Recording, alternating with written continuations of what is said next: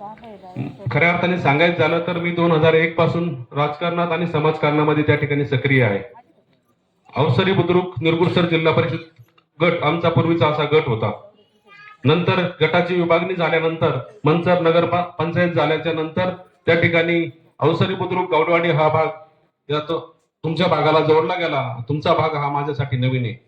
त्या भागामधील सर्व कार्यकर्त्यांची, गावातील सर्व नेते मंडळींची, सर्वांचीच माझी त्या ठिकाणी परिचय जास्त आहे. त्या ठिकाणच्या पूर्वीच्या जिल्हा परिषद गटामध्ये 23 गावं होती. तरी प्रत्येक गावामध्ये चांगल्या प्रकारचा परिचय, कारण समाजकारणामध्ये जास्त प्रमाणात सक्रिय असलेला कार्यकर्ता त्या ठिकाणी मी होतो. मी राजकारणापेक्षा समाजकारण जास्त केलं. हिंदू हृदय सम्राट सरसेनापती बाळासाहेब ठाकरे यांच्या विचाराने प्रेरित होऊन त्या ठिकाणी अविनाशजी राणे साहेब स्वर्गीय शिवसेनेचे जिल्हा प्रमुख, त्यांनी मला शिवसेना शाखा प्रमुख पदाची जबाबदारी दिली. 2001 सालापासून मी शिवसेनेचं काम करतोय. सर्व त्या 80% समाजकारण आणि 20% राजकारण. राजकारण कधी खऱ्या अर्थाने मला जमलंच नाही. आता मी विद्यमान ग्रामपंचायत सदस्य म्हणून अवसरी बुद्रुकचं त्या ठिकाणी काम करत आहे. माझे काम करण्याची पद्धत, प्रशासनावरती मला चांगल्या प्रकारची प्रशासनाची जाण आहे. काम कसं केलं पाहिजे, फंड कुठून आणला पाहिजे, कसा आणला पाहिजे. मी गेली 25 वर्षे 26 वर्षे या ठिकाणी राजकारणात, समाजकारणात काम करत असताना शिवसेनेच्या माध्यमातून, मग खासदार शिवाजीराव आढळराव पाटील ज्यावेळेस खासदार झाले, त्याच्या अगोदर रमेश कुमार हिंगे पाटील शिवसेनेचे जिल्हा परिषद सदस्य झाले. त्यांच्या माध्यमातून गावामध्ये कोट्यवधीची कामं करू शकलो. नाम फाउंडेशनच्या माध्यमातून वडा खोलीकरणाचं काम असेल, अशी कामं देखील गावामध्ये केलेली आहे. सामाजिक कार्य भरपूर प्रमाणात केलेले आहे. गावामधील मंदिरं असतील, मंदिरांचं सुशोभीकरण असेल, मंदिर बांधण्याचं काम असेल, सर्व लोक सहभागातून मंदिरांचं काम असेल, अशी कामं त्या ठिकाणी, सहभागाची कामं आम्ही त्या ठिकाणी केलेली आहे. मी एक समाजकारणातला माणूस आहे. सर्वसामान्य लोकांनी आंबेगाव तालुक्यामध्ये जर पाहिलं तर गेली 40 वर्ष विरोधकांची जी सत्ता आहे, आता जे राष्ट्रवादीचे लोक कार्यरत आहेत त्यांची, तर प्रत्येक गावामध्ये एक दबाव तंत्राचं राजकारण चालू आहे असं माझ्या निदर्शनास आलेलं आहे. मी प्रत्येक गावामध्ये काम करत असताना पाहिलेलं आहे, प्रत्येक गावामध्ये एक दबाव तंत्राचं राजकारण खेळलं जात आहे. कारण सातत्याने 40 वर्ष 30 लोक सत्तेत आहेत, त्यांचाच कोणीतरी सरपंच त्या ठिकाणी असतो, त्यांचाच कोणीतरी चेअरमन असतो. आणि सर्वसामान्य माणसाने मग या राजकारणामध्ये पडावं की नाही, कारण एखाद्याने जरी फॉर्म भरला तरी त्याला दबाव टाकण्याचं काम त्या ठिकाणी त्यांच्याकडून होत जातं. आणि तो निस्ता त्यांच्या जो सोबत जर फिरायला जरी गेला तर त्या ठिकाणी दबाव टाकण्याचं काम केलं जातं. मग सर्वसामान्य माणसाने, डॉक्टर बाबासाहेब आंबेडकरांनी जो घटनेने अधिकार दिलेला आहे, त्यांनी निवडणुकीमध्ये उतरायचंच का नाही, हा प्रश्न माझ्यासारख्या सर्वसामान्य माणसाला खऱ्या अर्थाने पडतो. आणि त्याला उत्तर देण्यासाठी मी खऱ्या अर्थाने तुमचा सर्वांचा दूत म्हणून या ठिकाणी उभा आहे आणि खंबीरपणे त्या ठिकाणी यांच्या विरोधात उभा राहणार आणि तुमच्या जोरावरती मी निवडून येणार, ही काळ्या दगडावरची पांढरी आहे. कारण मी मतदारसंघात प्रत्येक घर टू घर फिरतोय. प्रशांत भाऊ अभंग आम्ही प्रत्येक मतदारांना भेटतोय. आम्ही पाहिलं लोकांच्या चेहऱ्यावरती आम्हाला उत्साह दिसलेला आहे.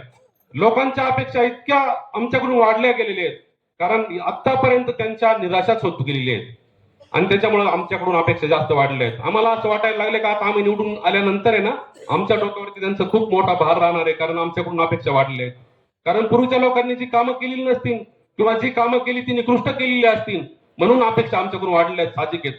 परंतु नक्की तुम्हाला मी शब्द देतो का तुम्हाला सर्वांना अभिमान वाटेल असंच काम आमच्या दोघांकडून देखील होईल. कुठल्याही प्रकारचा भ्रष्टाचार होणार नाही, कुठल्याही प्रकारच्या टक्केवारीमध्ये आम्ही अडकणार नाही, कारण आम्हाला भरपूर दिलेले ईश्वर कृपेने आमच्यासाठी आमचं 2 वेळेचं जेवण जेवता येईल, चांगल्या प्रकारचे आमचा संसार करता येईल अशा प्रकारचे कमीत कमी आमच्याकडे आहे.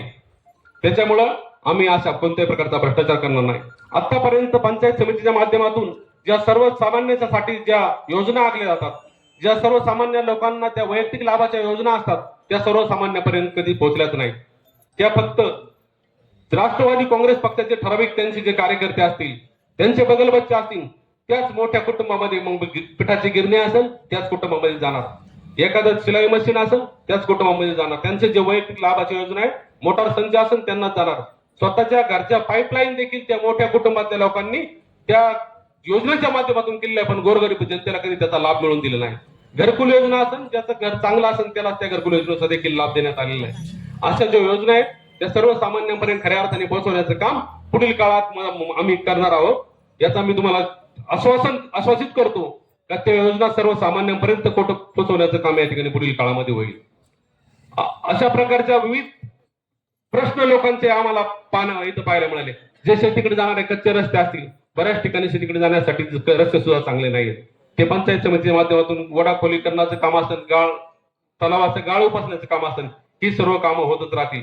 परंतु खऱ्या अर्थाने जर या ठिकाणी दबाव तंत्राला जुगारून जर द्यायचं असेल, तुम्ही जर सर्वांनी जर एकजूट केली, तर मी पाहिलेलं आहे का जेवढा त्यांनी दबाव टाकलेला आहे तेवढी लोक उफळून आलेली.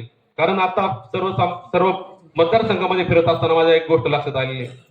ज्या गावात पुढारी जास्त आहेत त्या गावातल्या लोकांनी ही जनतेने निवडणुकी हातामध्ये घेतलेली आहे आणि आता त्यांना 7 तारखेला ही जनता जनार्दन त्यांचं उत्तर त्याला बरोबर दिल्याशिवाय राहणार नाही.